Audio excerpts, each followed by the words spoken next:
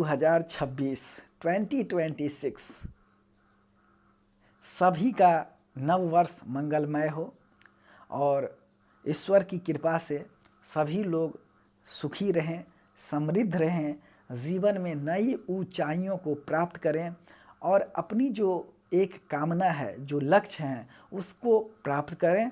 इन्हीं सभी शुभकामनाओं के साथ मैं आज का अपनी टॉपिक स्टार्ट करता हूँ, स्टे ट्यून स्टडी आर्ट।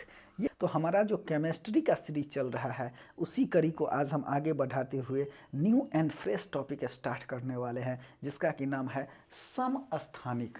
नाम से ही पता होता है कि सम का मतलब होता है बराबर और स्थानिक का मतलब होता है स्थान, यानी कि पीरियडिक टेबल में जो तत्वों को सजाया गया है, एलिमेंट को जो सजाया गया है, वह परमाणु क्रमांक के आधार पर सजाया गया है। तो आइसोटोप्स हम किसको बोलेंगे? तो पीरियडिक टेबल में तत्वों का स्थान जो है वह समान हो, कहने का मतलब परमाणु क्रमांक जो है वह समान हो, लेकिन जो द्रव्यमान संख्या है वह भिन्न भिन्न होता हो, तो ऐसे एलिमेंट को, ऐसे परमाणु को हम क्या कहेंगे? उसको हम समस्थानिक कहेंगे। बात क्लियर है?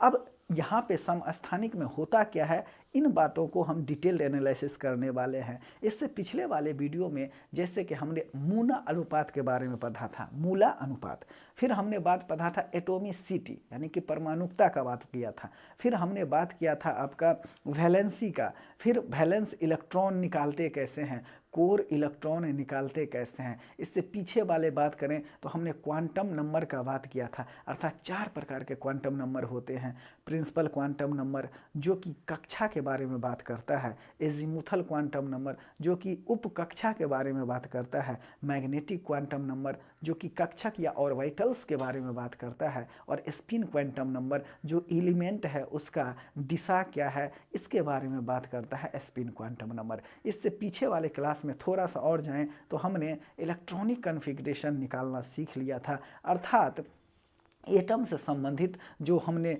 थ्योरी का बात किया था, जैसे कि किस किस थ्योरी का बात किया था, तो डाल्टन का परमाणुवाद सिद्धांत, उसके बाद हमने बात किया था रदरफोर्ड का जो एटॉमिक थियरी था उसको हमने बात किया था, जिन्होंने कि गोल्ड फॉयल पर अल्फा किरणों को बौछार किया था और इसी के दरमियान उन्होंने अपनी थियरी दिया था। हालांकि वह थियरी जो था इलेक्ट्रॉन्स को लेकर के और एटम स्टेबिलिटी को लेकर के बहुत ज़्यादा कुछ सफल ना हो सका, लेकिन यह बहुत ही शुरुआती कदम के लिए मायने रखता है। फिर हमने बात किया जे थॉमसन का जो वाटरमेलन थ्योरी है उसका बात किया, अर्थात किस प्रकार से उन्होंने प्रोटॉन और इलेक्ट्रॉन्स को बताया कि तरबूजा में जैसे बीज और गूदा होता है, उस प्रकार से बीज की तरह इलेक्ट्रॉन और गूदा की तरह जो है प्रोटॉन बिखरे होते हैं। फिर हमने नील्स बोर का एटॉमिक मॉडल बात किया, जो कि मैक्स प्लांक के जो क्वांटम थियरी है उस पर आधारित है। हमने बताया था कि क्वांटम थियरी क्या होता है, अर्थात एनर्जी का जो उत्पादन होगा, एनर्जी का जो उत्सर्जन होगा, एनर्जी का जो अवशोषण होगा, यानी कि इमिशन, एब्जॉर्प्शन, ये सभी क्या होता है, तो एक बंडल्स के रूप में होता है, पैकेट्स के रूप में होता है। इसी आधार पर इन्होंने अपनी जो है परमाणुकतावाद से संबंधित थियरी दिया था, जिसको नील्स बोर का एटम मॉडल कहा जाता है, और उसमें इन्होंने बताया कि निम्न कक्षा से अगर उच्च कक्षा में इलेक्ट्रॉन जाता है तो बाहरी स्रोतों से एनर्जी गेन कर लेता है, फिर उच्च कक्षा से निम्न कक्षा की ओर अगर इलेक्ट्रॉन आता है तो एनर्जी को लूज करता है, और अगर मूल कक्षा में इलेक्ट्रॉन अपनी चक्कर लगाता है तो वह अपनी एनर्जी को न तो घटाता है न तो बढ़ाता है, अर्थात उसकी एनर्जी स्टेबल रहती है। तो इन सब बातों का जिक्र हमने कर लिया था, और इससे पीछे वाले वीडियो में आप जा कर के उसका रिवीजन कर सकते हैं। और आज नया वर्ष है तो सभी को हैप्पी न्यू ईयर की ढेर सारी शुभकामनाएं। Wish you all happy new year. तो ये मेरा फ्रेश टॉपिक है, यानी कि समस्थानिक। इसी समस्थानिक को आज हम पढ़ने वाले हैं। स्टे ट्यून स्टडी आर्ट, बने रहिए स्टडी आर्ट के साथ। देखिए समस्थानिक तो हमने नाम ही से बात कर दिया, यहाँ का सम का मतलब होता है बराबर, और स्थानिक का मतलब होता है, स्थानिक का मतलब होता है स्थान। तो कैसा बराबर स्थान, अर्थात पीरियोडिक टेबल में जो कैसे सजाया गया है, तो परमाणु क्रमांक के आधार पर।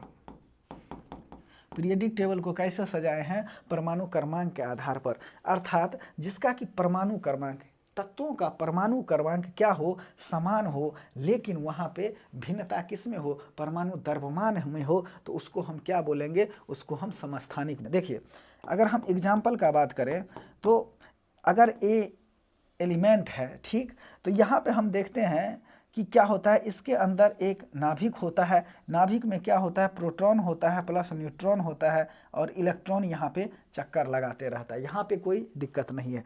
बात को समझने का कोशिश कीजिएगा। जैसे अगर हम हाइड्रोजन का बात करें तो हाइड्रोजन के 3 समस्थानिक। अब देखिए, जब हम यहाँ पे 3 गो हाइड्रोजन बनाए, 1 2 3, तो यहाँ पे क्या होगा? यहाँ पे हम देखते हैं कि इसमें एक प्रोटॉन है, यहाँ भी प्रोटॉन है, यहाँ भी प्रोटॉन है, ठीक। तो केंद्रक जो बनता है, नाभिक जो बनता है, प्रोटॉन और न्यूट्रॉन दोनों से मिलके बनता है। तो यहाँ पे इलेक्ट्रॉन चक्कर लगाएगा, यहाँ पे इलेक्ट्रॉन चक्कर लगाएगा, यहाँ पे इलेक्ट्रॉन चक्कर लगाएगा। अब यहाँ पे समझने वाला बात है, देखिएगा कि हाइड्रोजन के जो 3 समस्थानिक होते हैं वह होता है H11, इसको ऐसे लिख लीजिए, 1H1, इसके बाद 2H1 और 3H1, यानी कि प्रोटियम, ड्यूटेरियम और ट्रिटियम। यहाँ पे देखिएगा, यहाँ पे क्या है? न्यूट्रॉन नहीं है। यहाँ पे क्या है? एक न्यूट्रॉन और है, यहाँ पे 2 न्यूट्रॉन है। अब ऐसे होता कैसे है? क्योंकि यहाँ पे हम क्या देखते हैं कि परमाणु जो भार है वह भिन्न भिन्न है। तो हमने इसका क्या नाम लिखा? प्रोटियम, ड्यूटेरियम, और इसका नाम लिखा ट्राइटियम। हम क्या देख रहे हैं? हम यहाँ पे देख रहे हैं कि इसके नाभिक में क्या है? तो प्रोटॉन है। यहाँ पे हम देख रहे हैं कि प्रोटॉन प्लस न्यूट्रॉन है, और यहाँ पे हम देख रहे हैं कि प्रोटॉन प्लस न्यूट्रॉन है। यहाँ न्यूट्रॉन 2 है, यहाँ न्यूट्रॉन क्या है? यहाँ न्यूट्रॉन 1 है, और यहाँ न्यूट्रॉन है ही नहीं। तो जैसे हम कल समझाए थे आपको कि देखिए, प्रोटॉन संख्या बराबर होता है एटॉमिक संख्या। तो प्रोटॉन संख्या हम यहाँ पे देख रहे हैं कितना? 1। प्रोटॉन संख्या हाइड्रोजन का कितना है? 1 है। अगर हम न्यूट्रॉन की बात करें यहाँ पे, तो न्यूट्रॉन कैसे निकालते हैं? जो एटॉमिक वेट होता है में से हम जो एटॉमिक नंबर होता है इसको घटा देते हैं, बराबर 1 में से 1 को घटाएंगे तो यह 0 हो जाएगा। उसी प्रकार से ड्यूटेरियम का बात करें यहाँ पे, तो 2 में से 1 को घटाएंगे तो क्या हो जाएगा? यह हो जाएगा आपका 1। और यहीं पे अगर हम ट्राइटियम का बात करें तो 3 में से 1 को घटाएंगे, यह हो जाएगा 2। हम क्या देख रहे हैं कि हाइड्रोजन है तीनों, लेकिन तीनों का यहाँ पे हम देख रहे हैं कि एटॉमिक नंबर तो सेम है, लेकिन एटॉमिक मास डिफरेंस है। जैसे प्रोटियम का है 1, ड्यूटेरियम का है 2 और ट्रिटियम का है 3। यानी कि यहाँ पे देख रहे हैं यह जो भिन्नता आ रहा है किसके वजह से आ रहा है? तो ड्यू टू न्यूट्रॉन। यह किसके वजह से आ रहा है? न्यूट्रॉन की वजह से भिन्नता आ रहा है। जब हम प्रोटियम का बात करें तो यहाँ पे न्यूट्रॉन की संख्या कितनी है? 0 है। हम ड्यूटेरियम का बात करें तो न्यूट्रॉन की संख्या यहाँ पे क्या है? 1 है। और जब हम ट्रिटियम का बात करें तो न्यूट्रॉन की संख्या कितना है? यहाँ पे 2 है, ठीक। तो इसको हम क्या बोलेंगे? इसको हम बोलेंगे 1H1, इसको हम बोलेंगे 2H1, इसको हम बोलेंगे 3H1। अर्थात यहाँ पे न्यूट्रॉन की संख्या अलग अलग होने की वजह से यहाँ पे जो है हाइड्रोजन के 3 समस्थानिक हुए हैं।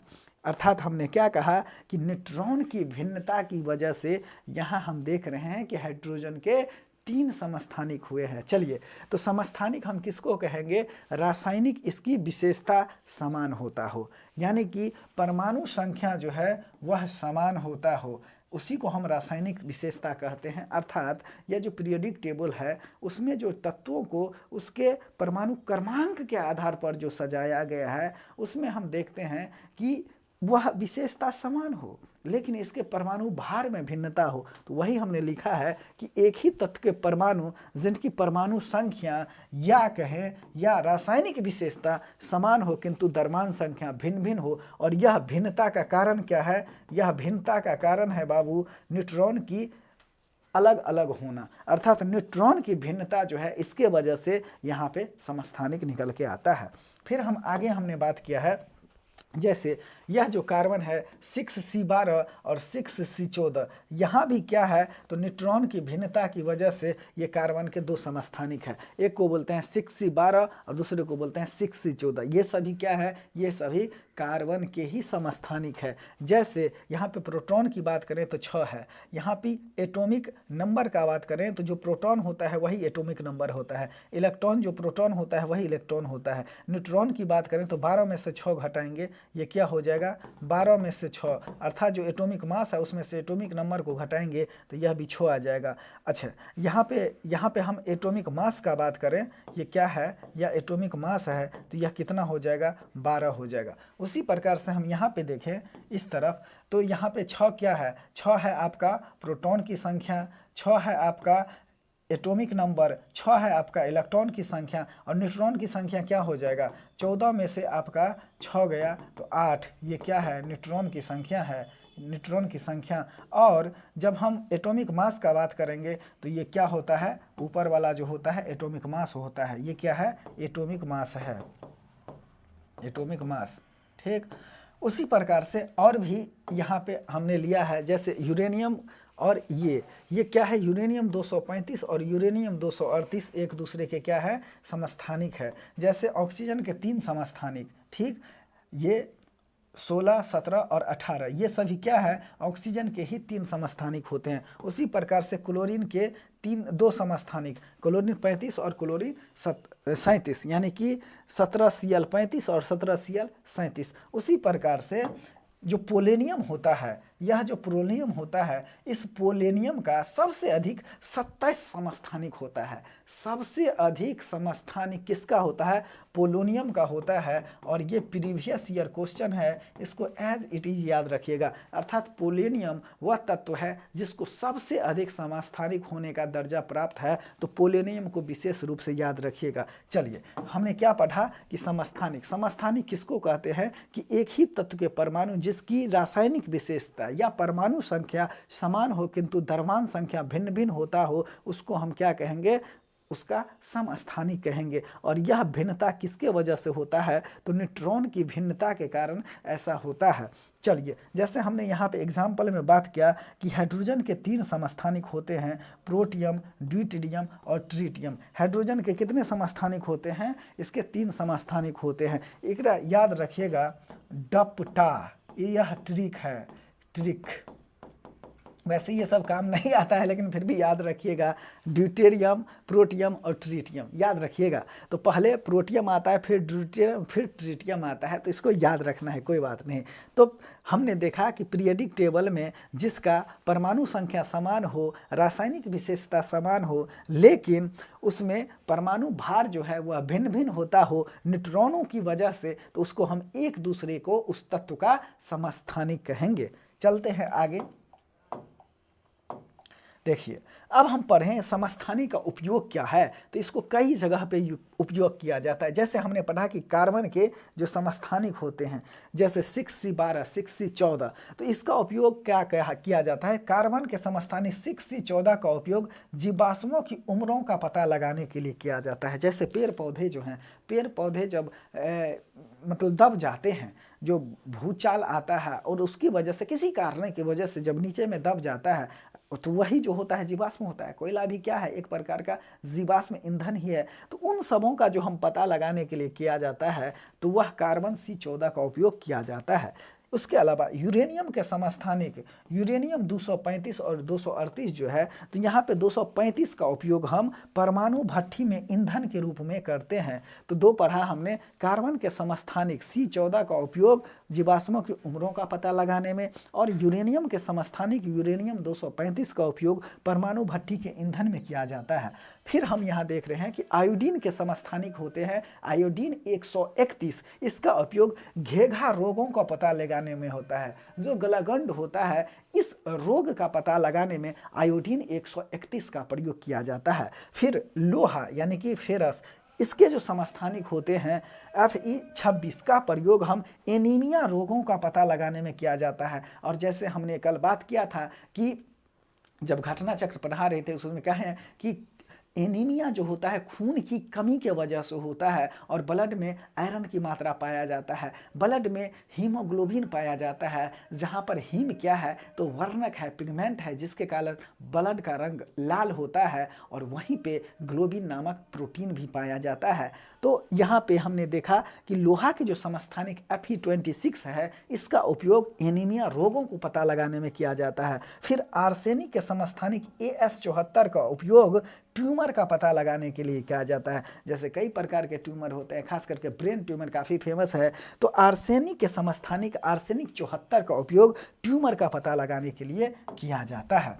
फिर यहाँ पे हम देखें कोबाल्ट के समस्थानिक कोबाल्ट 60 का प्रयोग कैंसर के उपचार में किया जाता है। कोबाल्ट 60 का उपयोग कहाँ किया जाता है तो कैंसर के उपचार में किया जाता है। जब हम बी कॉम्प्लेक्स विटामिन पढ़ रहे थे तो हमने देखा था कि vitamin B1, vitamin B2, vitamin B3, vitamin B5, vitamin B6, vitamin B7, vitamin B9 और विटामिन B12। तो B12 में क्या होता है, साइनोकोबालामिन यानी कि कोबाल्ट की मात्रा होता है वहाँ पे। तो वहाँ भी हमने इसका उपयोग देखा था कि हमारे लिए यह किस प्रकार से जो विटामिन बी कॉम्प्लेक्स है उपयोगी है। तो उसी प्रकार से कोबाल्ट के समस्थानिक कोबाल्ट 60 का उपयोग कैंसर के उपचार में किया जाता है। और ये जो होता है यहाँ से ये क्या पाया जाता है तो यहाँ पे गामा रेज जो होता है ये इसका उपयोग होता है और इस ट्यूमर का हम पता लगाते हैं। तो याद रखिएगा ये क्वेश्चन पूछा हुआ है, ये जो होता है कैंसर के उपचार में कौन सा रेज का प्रयोग किया जाता है तो कैंसर के उपचार में गामा रेज का हम